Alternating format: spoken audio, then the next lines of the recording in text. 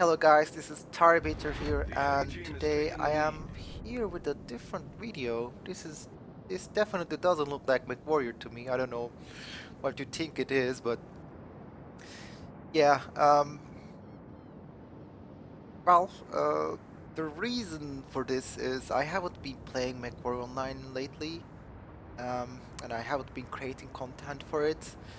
You know the reason why that Reddit thread, which upset me a lot, I have to say. Um, I do this for fun. I mean, I do this for, because I get positive feedback from you guys whenever I create a content, and it motivates me to make more content. But when you get a negative feedback like that, it discourages you from creating more content. And yeah, I had to sit down and think like, okay, what am I doing now? um, but I think whatever their intention was to create that thread, it didn't work. I think most people understood my reasons. Um, I'm not here to influence the developers in a bad way. They're not paying me to, praise them or something. um, I don't know. Just left a bad taste in my mouth, and that's why I haven't been playing MechWarrior Online for 4 or 5 days. I mean, at least not very intensively, but yesterday night I had a pretty good session with Bunny. I think I'm getting back to it slowly. You should expect a review next week, the review of the Wolf Hunt, of course. And in the meanwhile, I thought, okay, why not get back into World of Warship? It's a fun game, and I have been neglecting it. They added a lot of content, and I bought some premium time for a few days. And yeah, I've been enjoying it. I have some good days. And here I find a Minakaze here. It's also a destroyer. And I saw him too late. You can't see him earlier on in the replay, but I saw him too late. Um, he was just not visible. The World of Warships is weird like that, and it goes down because he beaches himself pretty much. While I had the freedom to move, and then this Farragut shows up.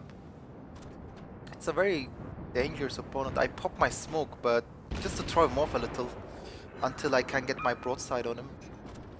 And now I'm pretty happy that I didn't dump all of my torpedoes on that other destroyer, and yeah, he doesn't avoid my torps here and dies. Not before he dumps his torpedoes on me though, but they're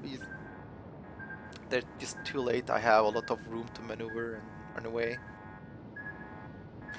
But yeah, I've been checking out the Russian destroyer line, and I have to say that they're really fun. I mean, they are everything I wanted from the US destroyer line. Um, they are tougher, they have better guns, they have as good torpedoes. Um, their guns are just amazing. You have to see them. You have to use them. They are like cruiser guns. Um, their torps are very fast and they do a lot of damage. And the ship itself is fast. It has a lot going for it, and it took me a couple of games to get the hang of it. But after I did, um, this thing feels just perfect for me. I mean, it's fragile, yes, it's a destroyer. It can go down in one shot if you make a mistake, but when you get it right, it feels so satisfying. It feels really good. I mean, they did a good job. Um, the reason I think this is better than the US destroyers is mainly because of the guns. On the US destroyers, the guns can fire really fast. I think they have like 15 runs per minute. Um, but their shells are very slow. I mean, they are ridiculously slow and they are very floaty.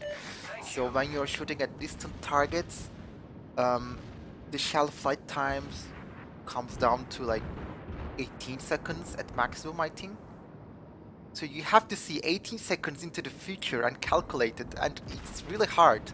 So this pretty much means you can't use it unless you can't use the guns properly unless you're at like 7 or 8 kilometers range, which is within the suicidal range for destroyers, because at those ranges you are always detected. And I find this lone destroyer here, looks like his engine is out, and I just pretty much finish it off.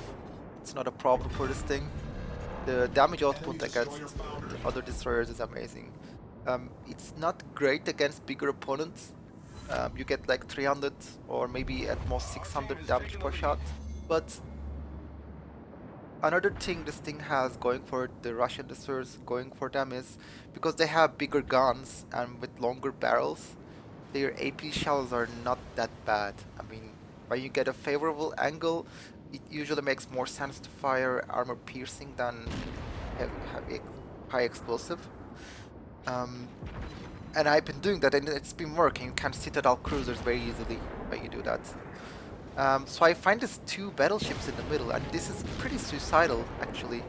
And I pop my smoke because I'm right in the middle of 2 battleships and they're focusing me. At least one of them is focusing me.